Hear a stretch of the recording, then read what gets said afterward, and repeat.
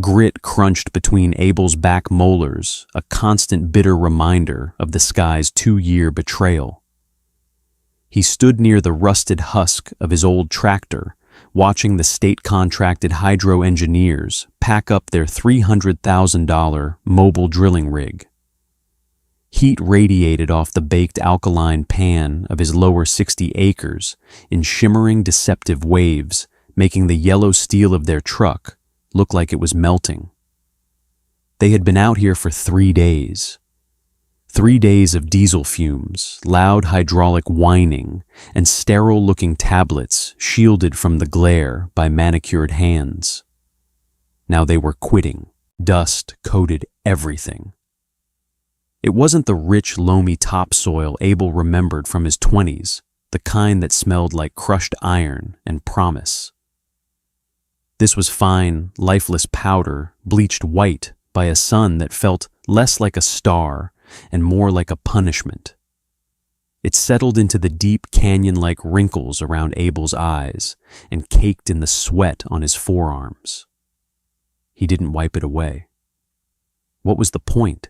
A man in a crisp khaki shirt and polarized Oakley sunglasses detached himself from the shadow of the rig and walked toward Abel.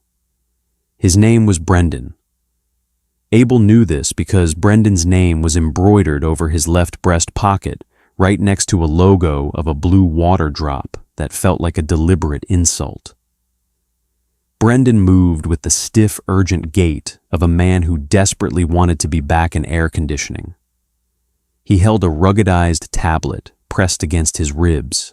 "Mr. Cross," Brendan said, stopping a careful 3 feet away, ensuring the dust puffing from Abel's boots didn't soil his own.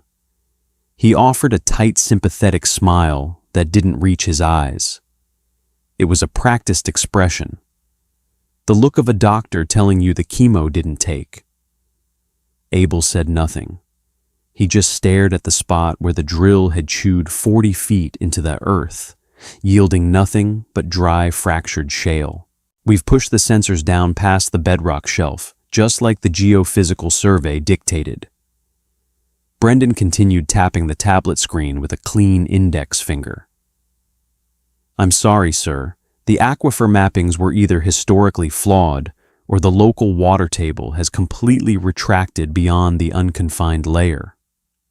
There's no subsurface moisture here. Not enough to sustain agricultural pumping anyway. We're hitting dust all the way down to the granite." "You drilled in the basin," Abel rasped. His voice sounded like 2 dry branches rubbing together in the wind.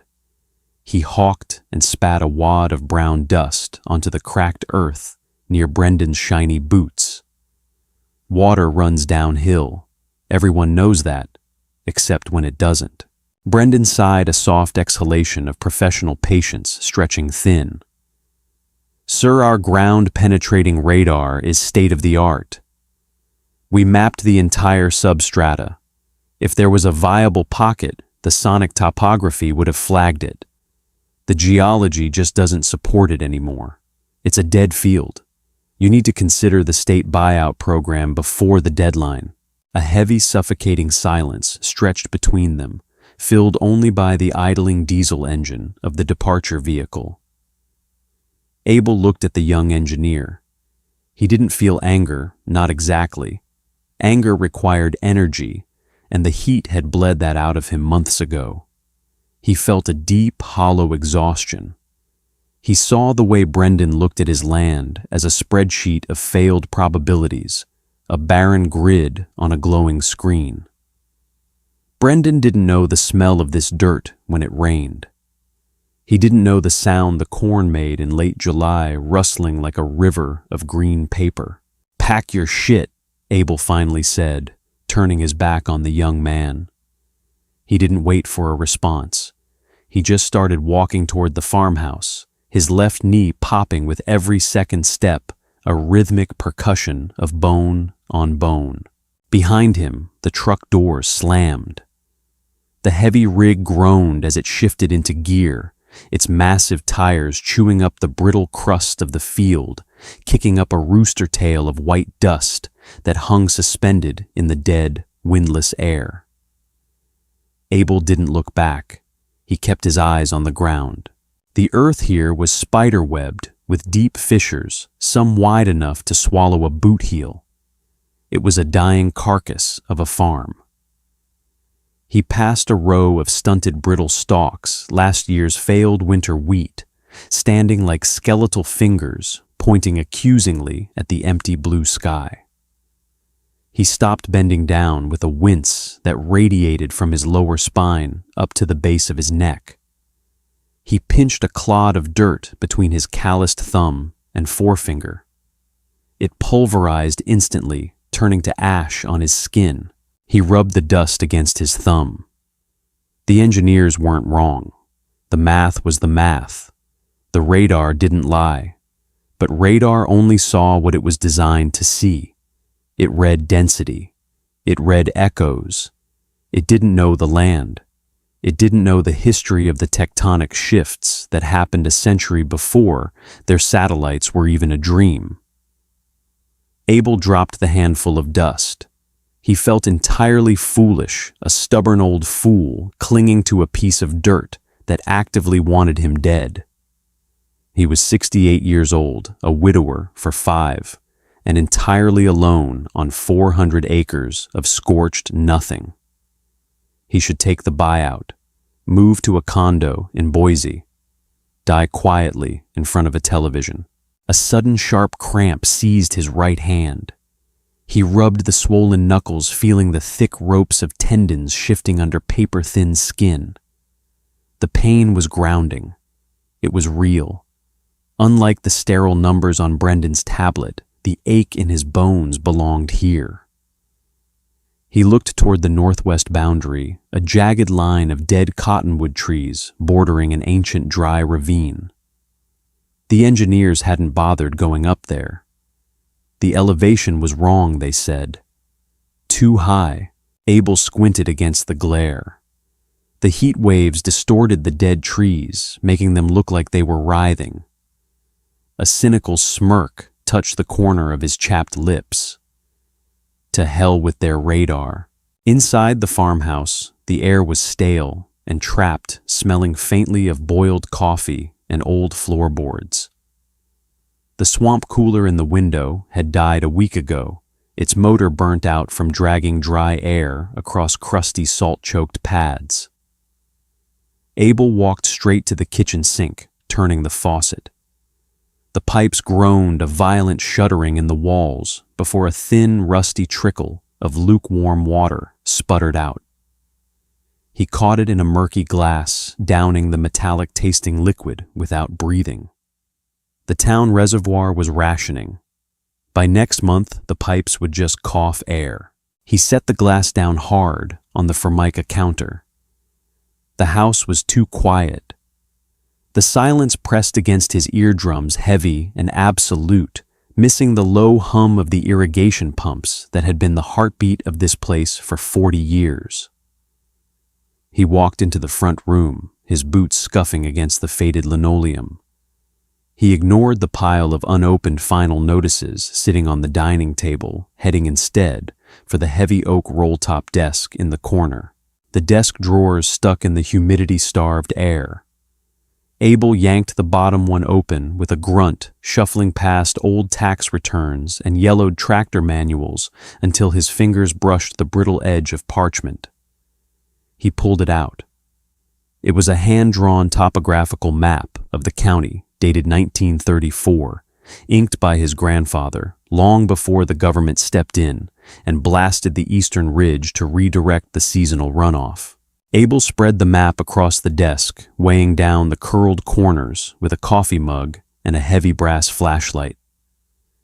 The ink was fading into purple ghosts, but the contour lines were still visible.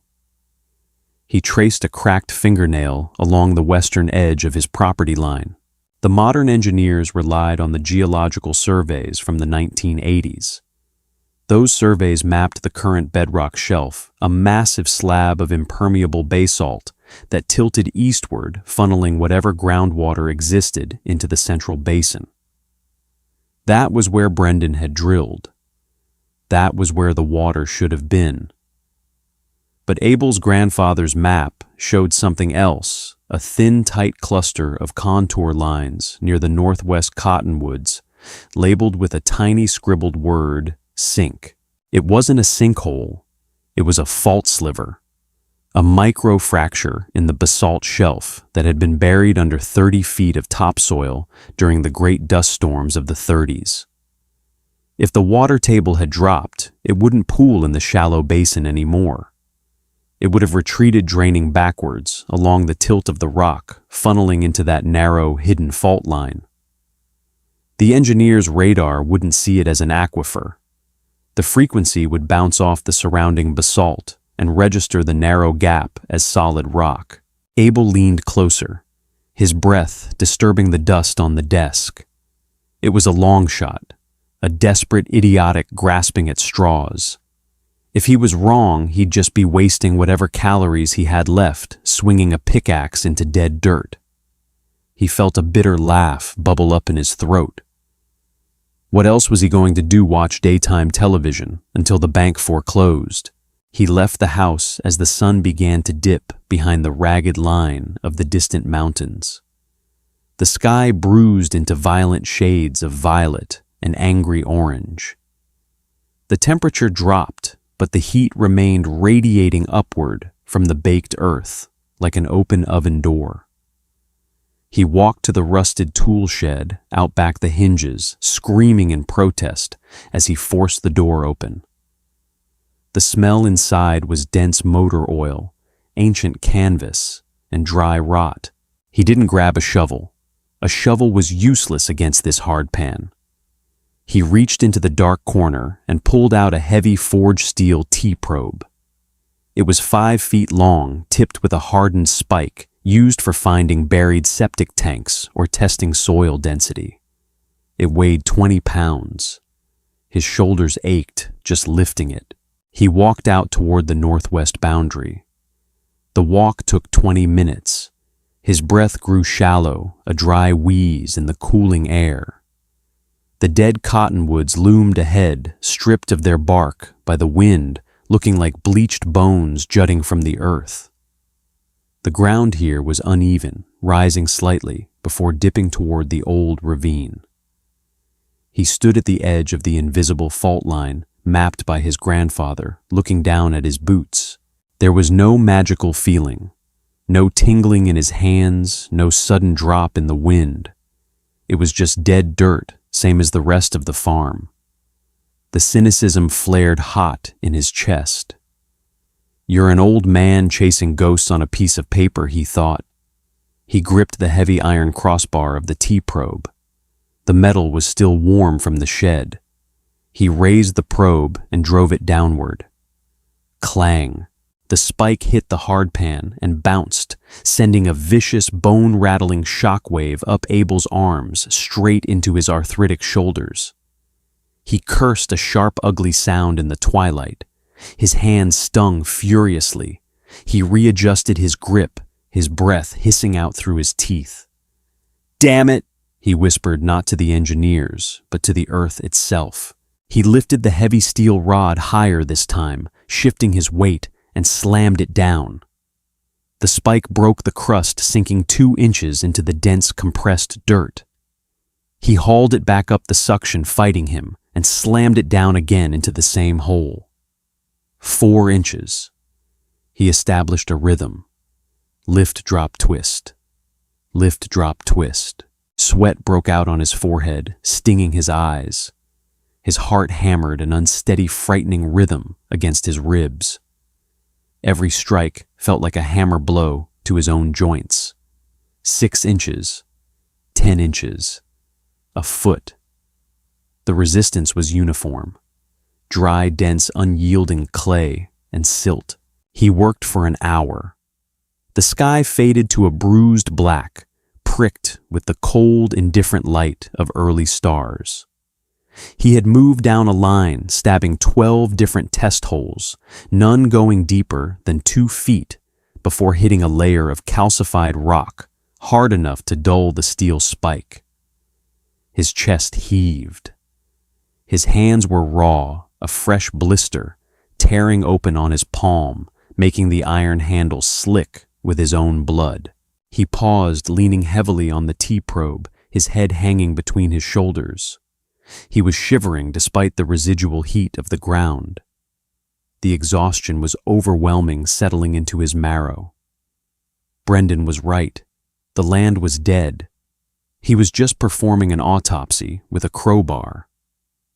He pulled the probe out of the 12th hole, ready to drag it back to the shed. But as he hoisted the steel rod, the tip caught the moonlight. He stopped. He didn't look at the sky. He looked at the spike.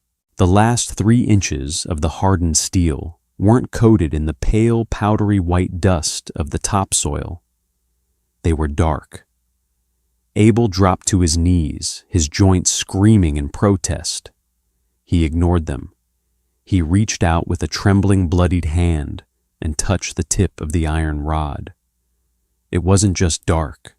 It was cold, and it was sticky. Dirt stuck to his calluses. Abel brought his trembling hand closer to his face, squinting in the meager moonlight. It wasn't dust. It didn't blow away when the night breeze picked up, rattling the dead branches of the cottonwoods. He rubbed his thumb and forefinger together. The earth held its shape, rolling into a tiny, dense cylinder. It felt cool, holding a temperature entirely divorced from the baked surface of the field. He brought his fingers to his nose. It smelled like rusted iron and old cellars. It smelled like a lie.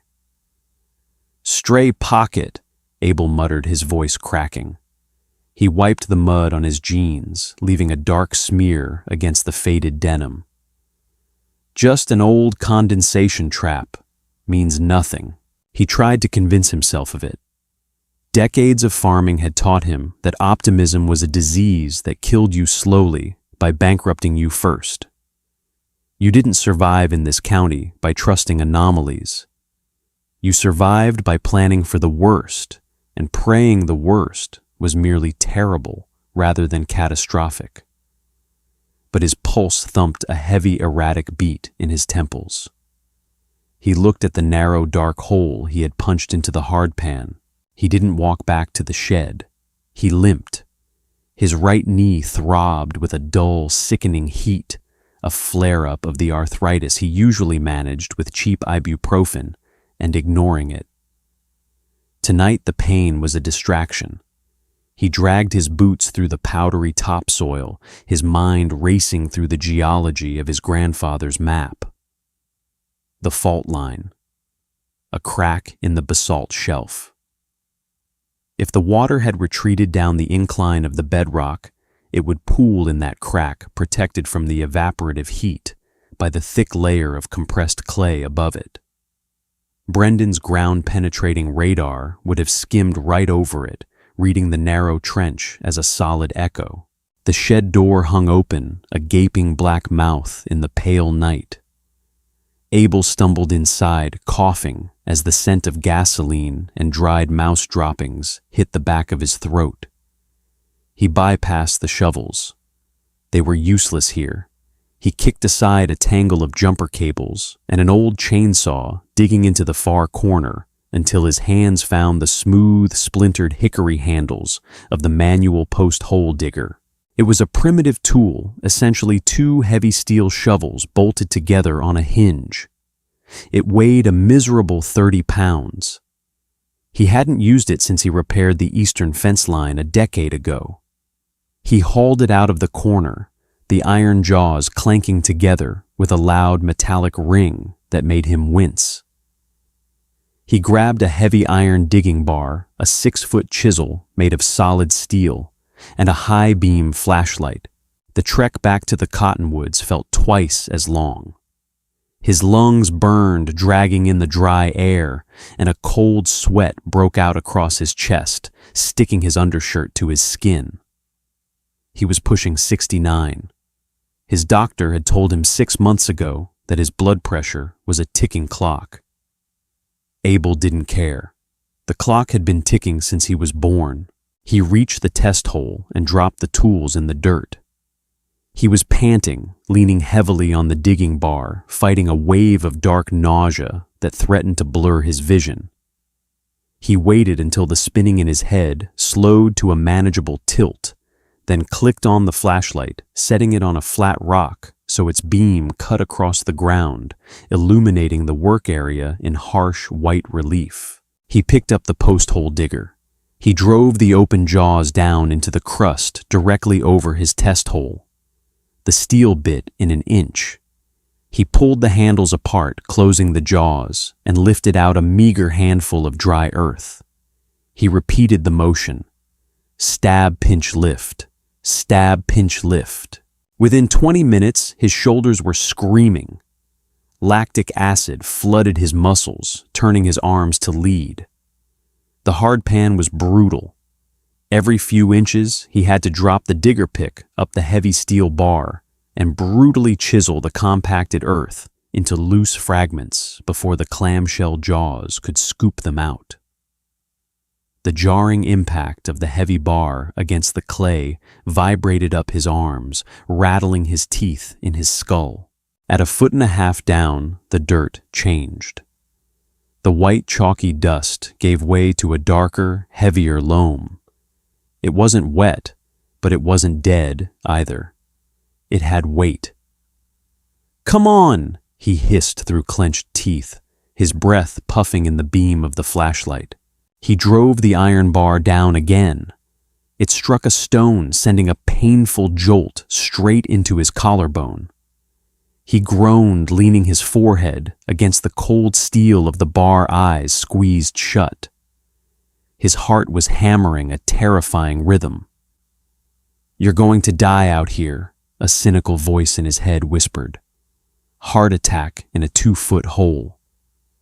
They'll find you when the buzzards start circling." He hawked a wad of phlegm into the darkness, gripped the bar, and struck the stone again. It shattered. He dropped the bar and went back to the digger. Scoop by scoop, he widened the narrow shaft.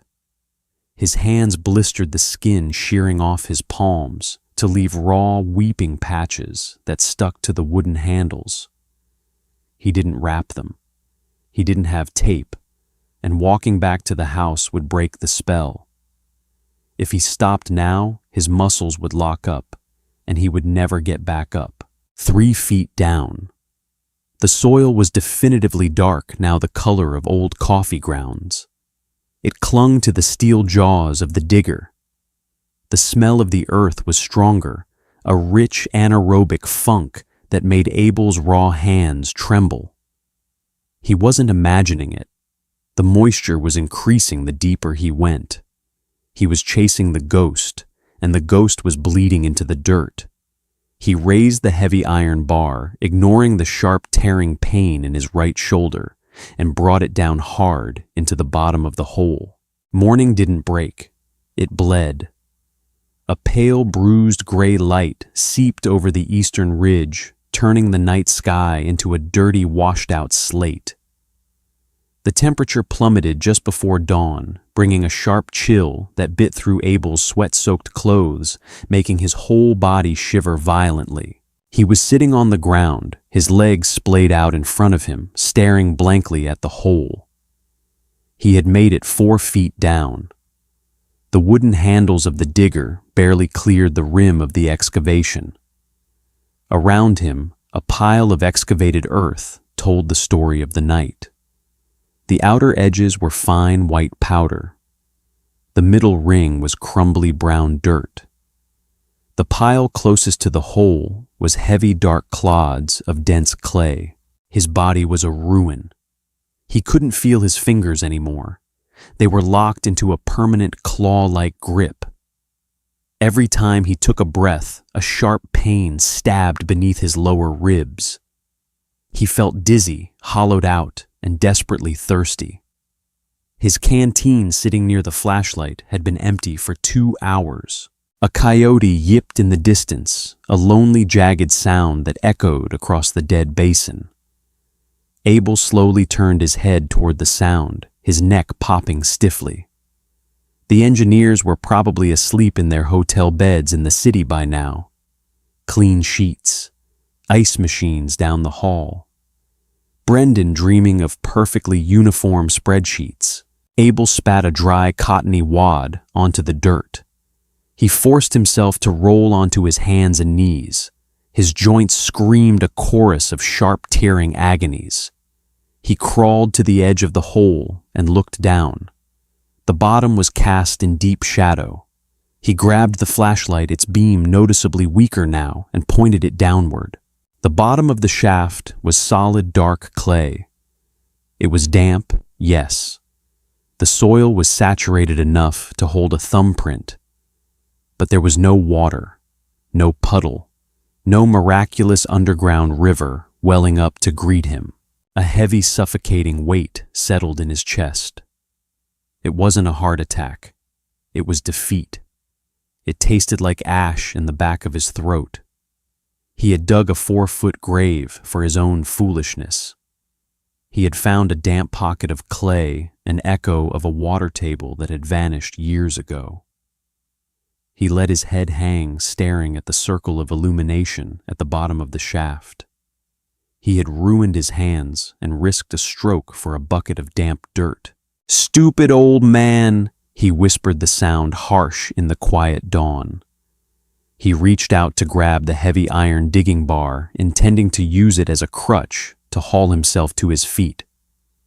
As he dragged the 6-foot length of steel toward him, the heavy chiseled tip slipped from his numb fingers.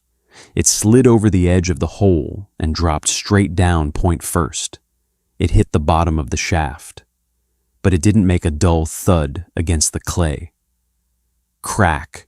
The sound was sharp, brittle, and resonant. It sounded like a hammer striking an anvil under a blanket. Abel froze. The exhaustion vanished, replaced by a sudden icy spike of adrenaline that made his raw hands twitch. He leaned over the hole, shining the dying flashlight down. The heavy iron bar was standing upright, the chiseled point embedded in the clay at the bottom. He reached down, grabbing the top of the bar. He pulled it up an inch, then slammed it downward. Crack. Rock. He hadn't hit the bottom of the moisture. He had hit a cap. His breathing turned shallow and rapid. The fault line. His grandfather's map. If the moisture was trapped in the fissure, there would be a layer of calcified rock caliche or fractured basalt, acting as a lid sealing the pocket from the dry clay above. Abel gripped the heavy iron bar with both hands, ignoring the slick feeling of his own blood on the steel. He hauled it up a foot and drove it down with every ounce of kinetic force his battered shoulders could generate. Crack. The vibration rattled his molars. He didn't stop. He hoisted the heavy bar and brought it down again. And again. He was operating on pure, desperate fury now. The pain was irrelevant. He struck the rock cap 10 times, 15 times. He was blind to everything but the top of the iron bar and the jarring impact echoing up his arms. On the 16th strike, the sound changed. There was no crack. The heavy iron bar didn't bounce back. Instead, it punched through the clay, breaking a thin layer of crust, and dropped suddenly, plunging a full foot downward with zero resistance. Abel gasped, falling forward, his chest slamming against the dirt rim of the hole as he clung to the top of the bar to keep it from slipping entirely out of reach. He lay there for a second, his cheek pressed against the cold mud, gasping for air. Slowly, carefully, he pulled the heavy steel bar upward. It didn't scrape against dry clay. It made a thick, viscous sucking noise. Shh, look. He hauled the bar out of the hole and let it drop onto the grass.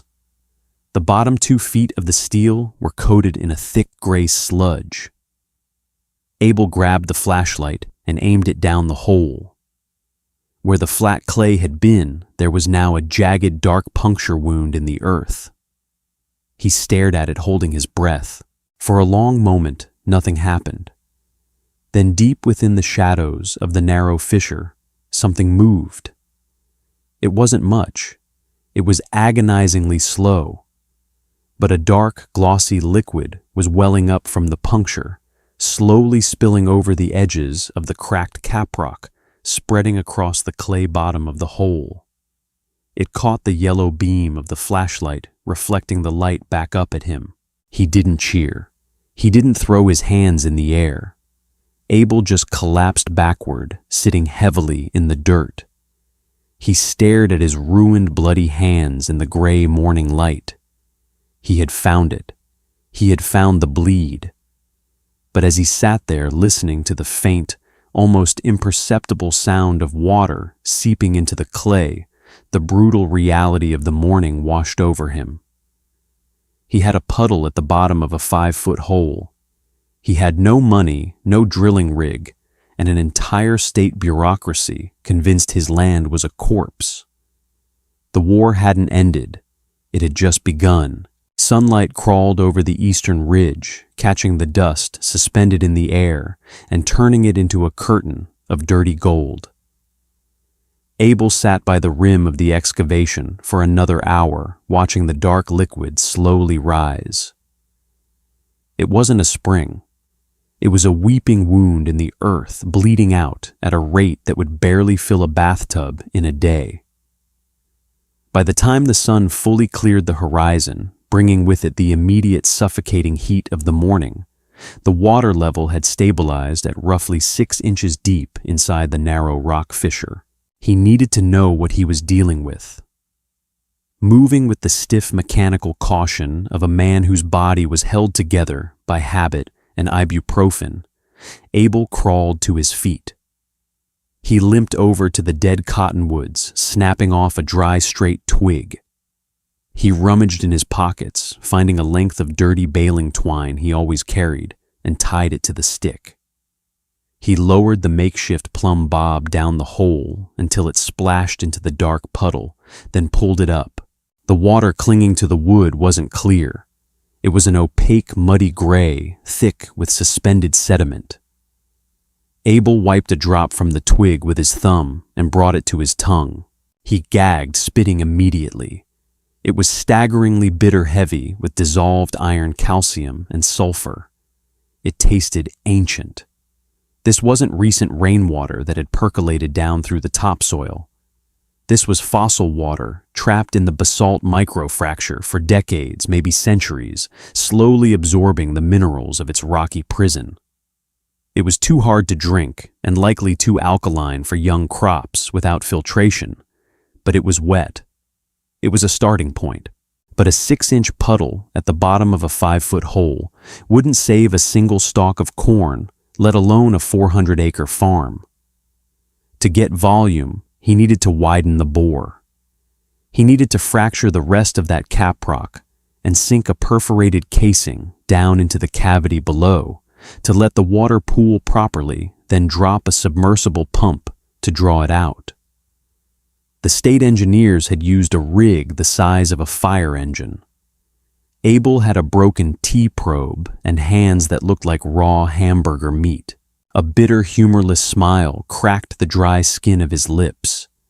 He gathered his heavy iron bar and the flashlight, dragging them behind him, like a defeated soldier dragging a ruined flag.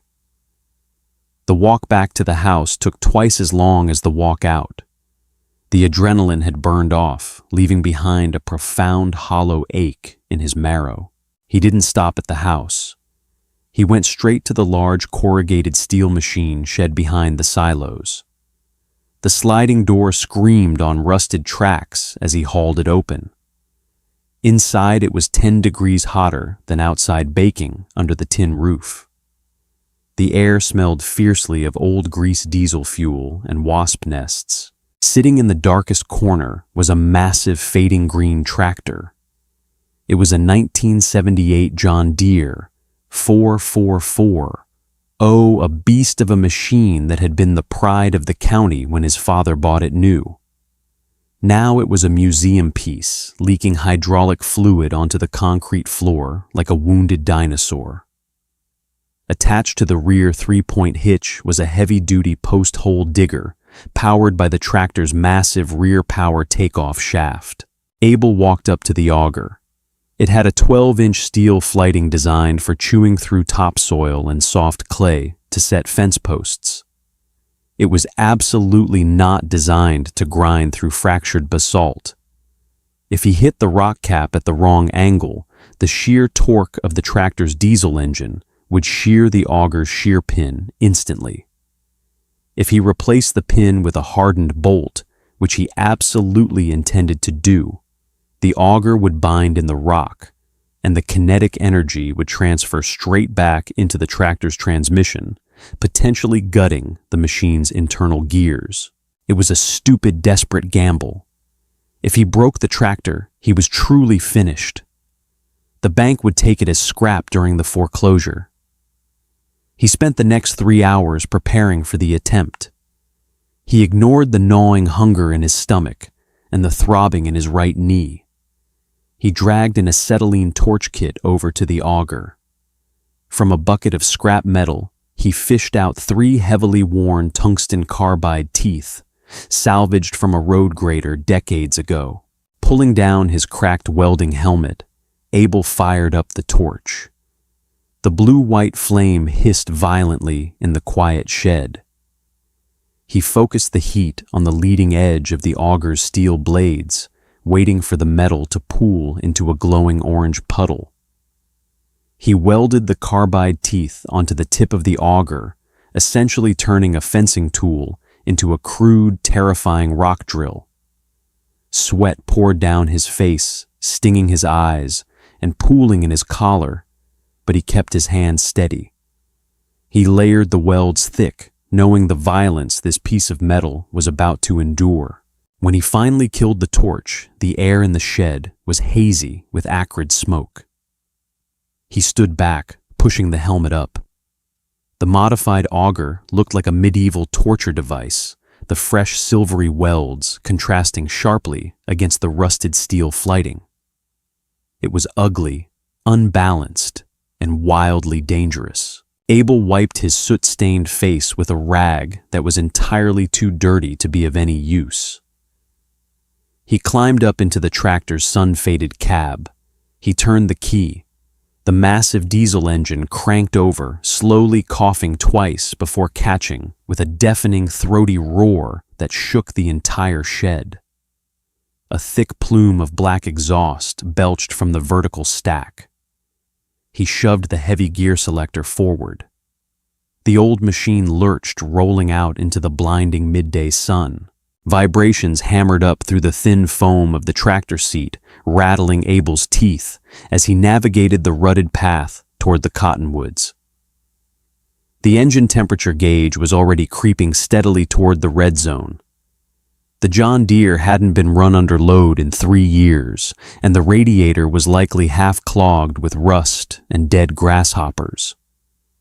He kept his eyes fixed on the horizon, ignoring the warning lights flickering on the dusty dashboard. The heat out in the open was absolute. It pressed down on the cab like a physical weight baking through the glass. Abel drove with the door propped open, trying to catch whatever meager, superheated breeze he could. Behind him, the massive modified auger swayed gently on the hydraulic lift, its newly welded carbide teeth glinting maliciously in the sun. He reached the northwest boundary and carefully maneuvered the massive rear tires of the tractor, backing up until the auger was suspended perfectly over the 5-foot hole he had dug by hand. This was the most delicate part. The steering was sloppy, and a miscalculation of an inch would mean collapsing the sides of his hand-dug shaft. He engaged the parking brake with a heavy stomp of his boot and shifted the transmission into neutral. Leaving the engine idling at a low, thrumming rumble, Abel climbed down from the cab. He walked to the back of the tractor and stared down into the hole. The water level hadn't risen any further. The dark puddle simply waited, mocking him. He reached out and engaged the hydraulic lever, lowering the 3-point hitch. The massive steel auger descended slowly into the hole, the heavy tip disappearing into the shadows. He stopped it just inches above the muddy bottom, directly over the narrow fissure in the caprock. This was it. There was no going back once the clutch was engaged. Abel climbed back into the cab. He took a deep, ragged breath, the air tasting of hot diesel and dry earth. He reached down and gripped the PTO engagement lever. He didn't ease it in. If he slipped the clutch, it would burn up against the resistance of the rock. He shoved the lever forward, locking it hard. The tractor bogged down instantly. The engine note dropped an octave, a deep, strained groan of mechanical agony as the power transferred to the rear shaft. A massive cloud of black smoke exploded from the exhaust stack. Behind him, the auger began to spin. It hit the muddy clay bottom first, throwing wet, dark slop violently against the dirt walls of the shaft. Then a second later, the carbide teeth hit the basalt caprock. The noise was horrifying. It was a high-pitched, screeching wail of hardened steel grinding against ancient stone, loud enough to cut through the roar of the diesel engine. The entire tractor shuddered violently, bucking on its massive tires like a tied-down animal. Abel gripped the steering wheel with both hands, his knuckles turning white, watching the tachometer needle wildly bouncing as the engine fought to maintain RPMs against the massive resistance. Sparks flew up out of the hole, a fountain of bright orange fireflies, visible even in the blinding daylight. The smell of burning rock ozone and overheating gear oil flooded the cab. "Bite, you bastard!" Abel yelled, his voice completely lost in the cacophony. He reached for the hydraulic lever, forcing the auger down, applying downward pressure to force the teeth into the stone. The tractor's rear tires actually lifted an inch off the ground for a terrifying second as the auger tried to climb up the rock face instead of drilling into it. Abel feathered the hydraulics, easing off just enough to let the tires drop, then pressing down again. It was a brutal mechanical wrestling match. The tractor was shaking so hard the mirrors folded in on themselves. The temperature gauge hit the red line. Steam began to hiss from a pinhole leak in the upper radiator hose. Down in the hole, the carbide teeth were doing their job, brutally gnawing away at the edges of the narrow fissure, turning the solid basalt into fine gray gravel. But the friction was immense. Smoke was now billowing up from the hole, not exhaust, but the acrid smoke of boiling water and burning steel. Suddenly, the pitch of the screaming metal changed. It deepened into a harsh, concussive thudding. The auger had bitten too deep into a solid shelf of the rock. The PTO shaft slowed twisting under the immense torsional strain. The massive diesel engine bogged down to a puttering crawl. Abel grabbed the PTO lever to disengage it to save the transmission, but he was a fraction of a second too late. With a sound like a cannon firing, the auger completely bound up in the rock. The kinetic energy had nowhere to go. It traveled back up the heavy steel, flighting into the gearbox and straight into the tractor. The John Deere stalled violently, throwing Abel forward. His chest slammed hard into the steering wheel, driving the air from his lungs in a sharp, painful hiss. Silence slammed down on the field, ringing in his ears, heavier and more oppressive than the noise had been. The only sound was the hissing of the boiling radiator and the pinging of superheated metal contracting in the sun. Abel slumped over the wheel, gasping for breath, clutching his ribs. He stayed there for a full minute, waiting for the black spots dancing in his vision to clear. His mouth tasted like copper. Slowly, painfully, he pushed himself back up into the seat. He looked out the rear window. The auger was dead, still buried deep in the rock. The shear pin hadn't broken. He had used a grade 8 suspension bolt. He had forced the machine to a standstill. He didn't know if he had ruined the transmission. He didn't know if he had punched through the rest of the rock cap or just wedged the tool permanently into the earth. He grabbed an old grease-stained crowbar from the floor of the cab and kicked the door open. He climbed down his legs, shaking so badly he almost fell from the bottom step. He walked to the back of the tractor and looked down into the smoking, hissing ruin of his hand-dug hole. Smoke drifted upward from the jagged mouth of the shaft, a foul gray ribbon smelling of scorched earth, boiling grease, and sulfur. Abel leaned heavily on the grease-stained crowbar, his breath coming in shallow, ragged hitches.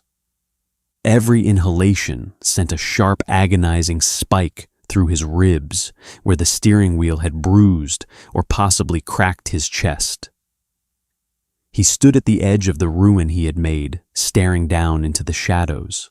The auger was buried to the hilt. It hadn't just jammed. It had wedged itself into a fracture in the basalt cap, locking the hardened carbide teeth against an immovable shelf of ancient stone. The sheer torsional force of the stalled John Deere had twisted the thick steel flighting of the tool, leaving it warped. He spat a mouthful of copper-tasting saliva onto the baked dirt. The silence of the field was absolute, broken only by the sharp rhythmic tick-tick-tick of the tractor's massive engine block, cooling in the brutal midday sun. The water at the bottom of the hole was invisible beneath the jammed steel and displaced mud. Abel dropped to his knees. The impact sent a jolt of raw fire up his arthritic right leg, but he ignored it. He shoved the flattened end of the heavy crowbar down into the hole, wedging it between the solid dirt wall and the top rim of the auger's steel corkscrew. He needed to manually reverse the rotation to unbind the teeth from the rock. If he couldn't break it loose, the tool was dead, the tractor was permanently tethered to the earth, and he was completely out of options. He gripped the iron bar with both hands. His palms were a ruin of weeping blisters and torn skin, the exposed flesh grinding against the rough, rusted metal of the tool. He closed his eyes, bracing his boots against the lip of the hole, and leaned his entire body weight backward. Nothing happened. The steel felt as solid as a bridge pylon. "Move, damn you!" he wheezed, the sound barely escaping his throat. He shifted his grip, sliding his hands further up the bar for maximum leverage. He pulled again, throwing his hips into the motion, ignoring the sickening pop in his lower back and the sharp hot stab in his ribs. The pain was blinding, a brilliant white flash behind his eyelids that made his stomach heave with sudden nausea. He held the pressure, his muscles trembling violently, his boots slipping a fraction of an inch in the loose dust. Creak. It was a small, miserable sound, the agonizing groan of metal sliding against stone under immense pressure. But the bar moved, a half-inch. Abel collapsed forward, gasping for air, resting his forehead against the hot, greasy steel of the PTO shaft. His heart fluttered erratically, a terrifying moth-like vibration in his chest that made him feel incredibly fragile. He waited until the rhythm settled back into a heavy, painful thud, then wedged the crowbar back into position. He heaved again. Another half-inch. He established a brutal, punishing rhythm. Pull, gasp, rest. Pull, gasp, rest. He fought the machine and the earth for 40 minutes. Sweat saturated his shirt, stinging his torn hands and blurring his vision. Finally, with a loud metallic clack, the tension vanished entirely. The auger slumped sideways in the hole, free from the basalt vise. Abel didn't celebrate. He just lay on his back in the dirt, staring up at the empty bleached sky, trying to remember how to breathe without it feeling like swallowing glass. 10 minutes later, he forced himself back up into the sweltering cab of the tractor. He turned the key. The engine cranked, hesitated, and fired up with a cloud of black soot. He grabbed the hydraulic lever and pulled back. The massive rear arms of the three-point hitch groaned, fighting the suction of the mud, and slowly lifted the warped smoking auger out of the earth. He killed the engine immediately, not wanting to risk the overheating radiator, and climbed back down. He walked to the edge of the hole. The pulverized caprock had collapsed inward, widening the narrow fissure into a jagged throat almost a foot across. And rising through that throat was a thick, bubbling slurry. It wasn't the clean, sparkling water of a mountain spring. It was the color of wet cement, heavy with suspended clay, pulverized basalt, and centuries of trapped minerals. It gurgled upward, pushing past the loose rubble, slowly filling the 5-foot shaft he had dug by hand. It smelled fiercely of sulfur and deep anaerobic decay. Abel sat heavily on the ground, pulling his knees to his chest, wrapping his arms around his shins to keep from shivering despite the suffocating heat. He watched the dark liquid rise. It crawled up the dirt walls, swallowing the loose clods of dry clay, inching its way toward the surface. It took an hour, but the water finally stopped rising. It stabilized 3 feet below the surface of the field, a dark, perfectly still mirror, reflecting the unforgiving sun. He had tapped the pressure. The microfissure was acting as a natural artesian pipe, pushing the trapped fossil water upward until the hydrostatic pressure equalized. He picked up a handful of the displaced dry earth and tossed it into the hole. It hit the surface with a heavy, satisfying plop, sending sluggish ripples across the dark puddle. It was ugly. It was toxic to delicate roots in its current highly alkaline state. It would need to be pumped out heavily aerated in a settling pond and blended with gypsum to break down the sodium before it ever touched a single seed. But it was volume.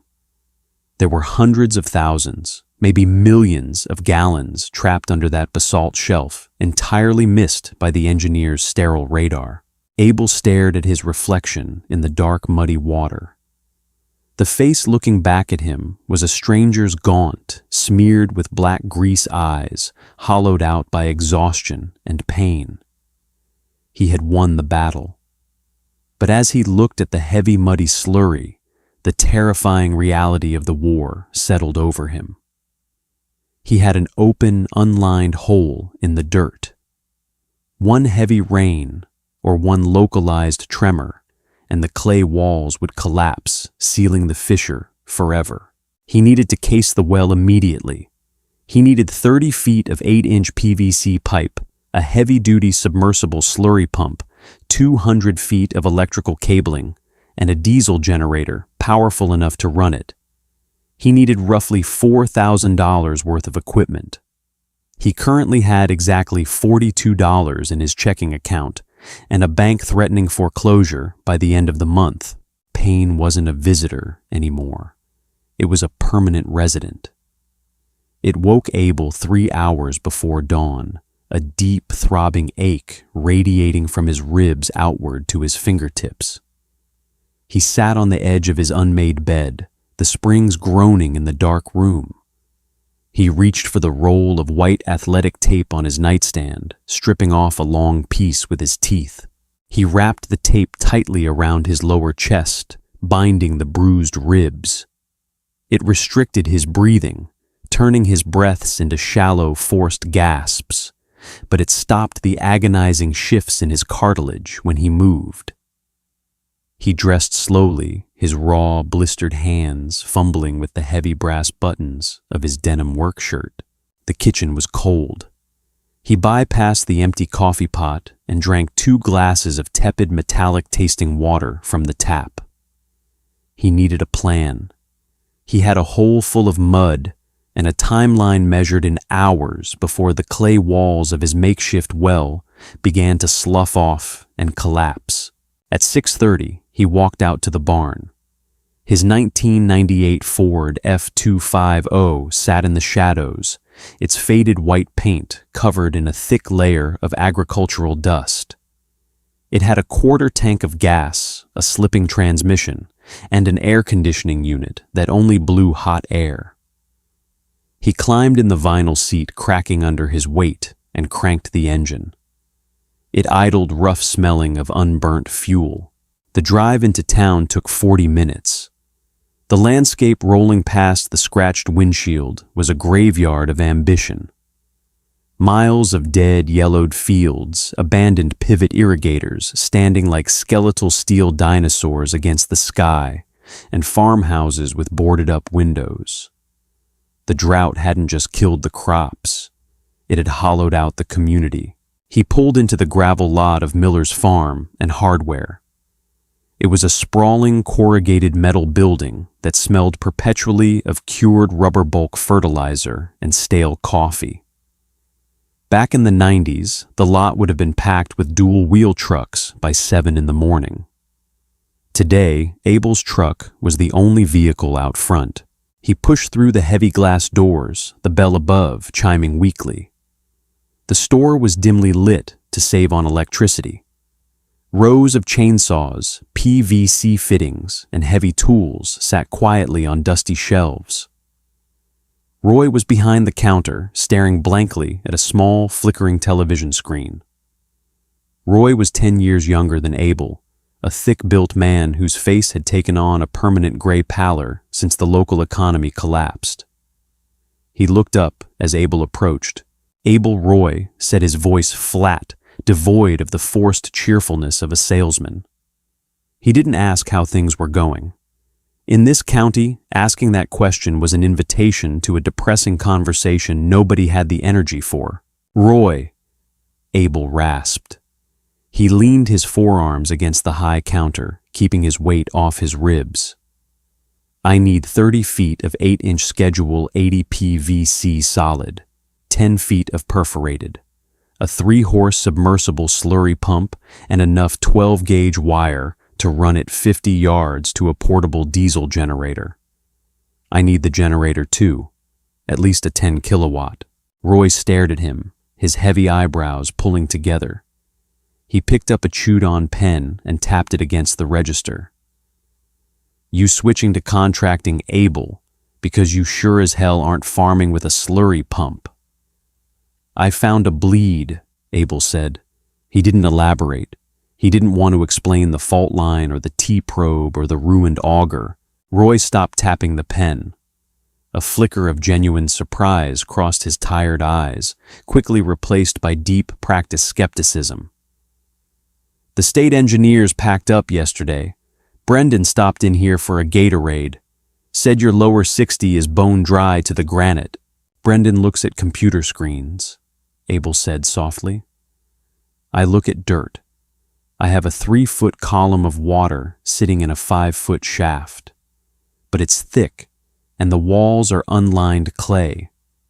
If I don't case it and start pulling volume to clear the silt today, it's going to collapse and plug the fissure." Roy looked down at the scratched laminate of the counter. He sighed a heavy scraping sound. "Abel, that gear you just listed, that's close to $4,500.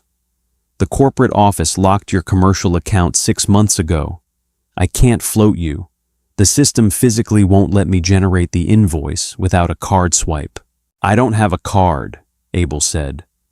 The words tasted like ash. It was the final humiliation of a dying farmer standing under fluorescent lights, admitting he was entirely broke. "I don't have cash. I have a foreclosed harvest and a bank manager who stops taking my calls after noon." "Then I can't help you," Roy said gently. He didn't sound malicious, just incredibly tired. "I'm sorry, Abel. I really am. But if I let that inventory walk out the door, the regional manager takes it out of my pension." Abel didn't move. He felt the heavy, suffocating weight of failure pressing against the back of his neck. He looked at the rows of pristine white PVC pipes stacked in the back aisle. Deliverance was 50 feet away, entirely unreachable. He reached into the chest pocket of his work shirt. His fingers brushed past the tin of ibuprofen and pulled out a folded piece of heavy watermarked paper. He unfolded it slowly, smoothing the deep creases against the counter with his raw, bandaged hands. He slid it across the laminate toward Roy. Roy looked down. It was a vehicle title. Clean, free of liens. "My truck," Abel said. His voice was completely steady, betraying none of the absolute terror seizing his chest.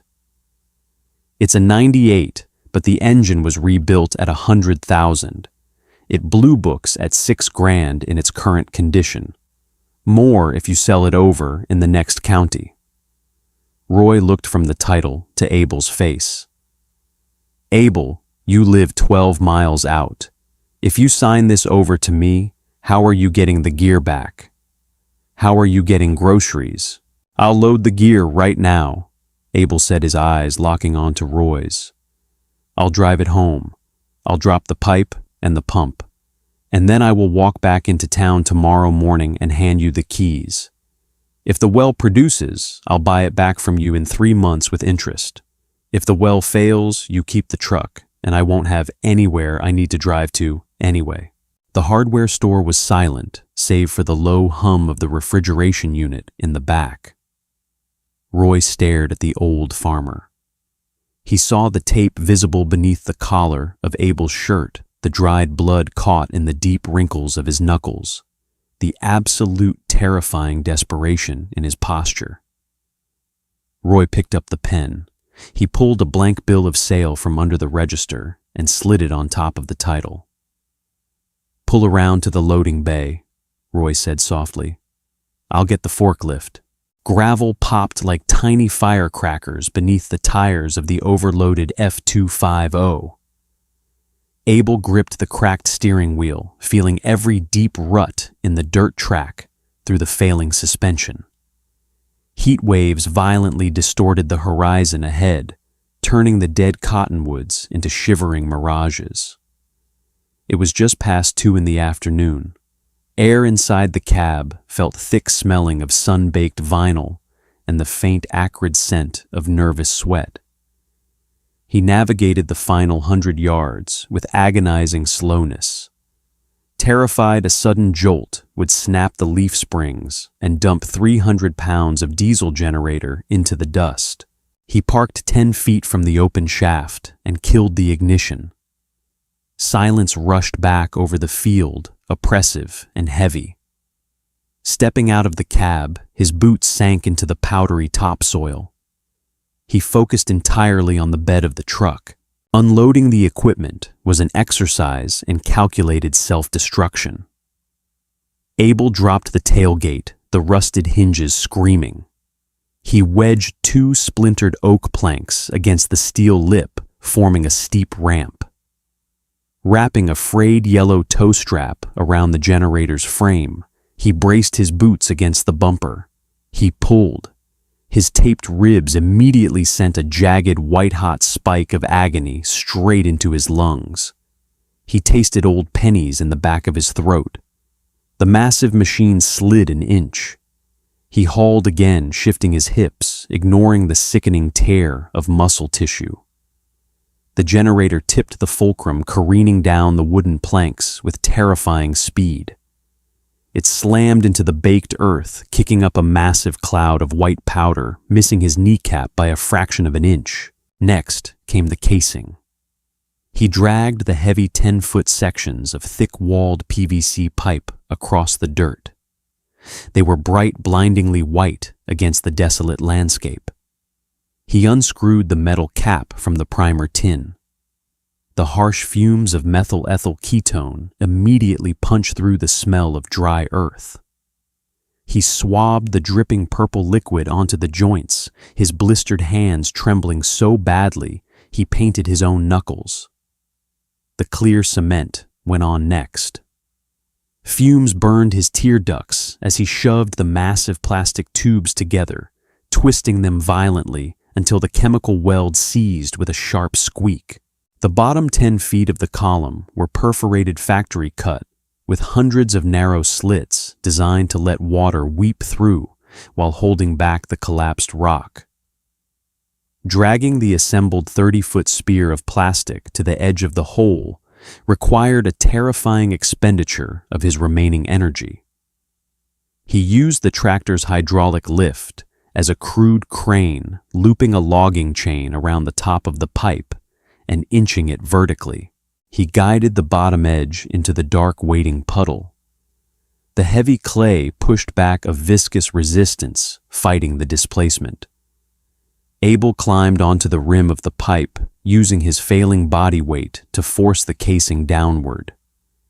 The mud made a wet sucking sound as it swallowed the plastic.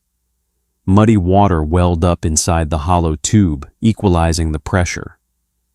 He bolted a heavy steel collar to a crossbeam spanning the hole, locking the casing in place. He grabbed the submersible slurry pump. It was a dense stainless steel cylinder that felt entirely too heavy for its size.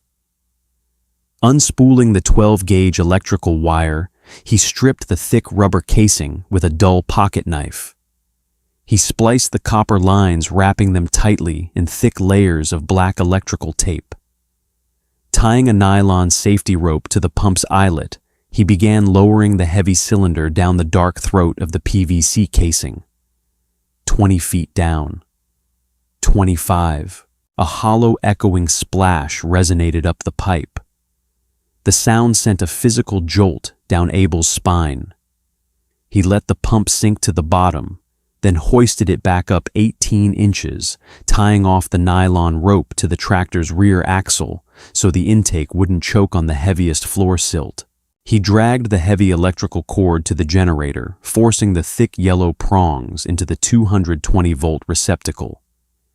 Gripping the recoil starter handle, he planted his boots. He pulled. The engine sputtered, blowing a ring of black soot, but didn't catch. Abel swore a hoarse, ragged sound. He pulled again, throwing his entire shoulder into the violent motion. The diesel engine detonated into life. It was a deafening mechanical clatter that violently shattered the stillness of the basin. Abel reached over the vibrating frame and flipped the heavy breaker switch to the activated position. He limped back to the wellhead. The discharge hose, a thick, flat canvas tube snaking across the dirt, lay perfectly still. 10 seconds bled away. The generator continued its loud, obnoxious thrumming. Then the canvas twitched. A violent shudder ripped down the length of the hose. A solid plug of compressed black mud blew out of the nozzle, splattering heavily across the dead soil. It was followed by a sputtering cough of trapped air, and finally a thick, continuous surge of heavy gray sludge. It smelled fiercely of sulfur and deep anaerobic decay. It flooded the cracked earth, soaking into the white dust. Abel plunged his ruined, bleeding hands into the freezing, rushing stream. Tomorrow he would begin the long, humiliating 12-mile walk to town to hand over his truck keys. But as the freezing water washed the dried blood from his skin, he watched the gray sludge begin to thin. He was bankrupt, broken, and entirely alone. But the water was real.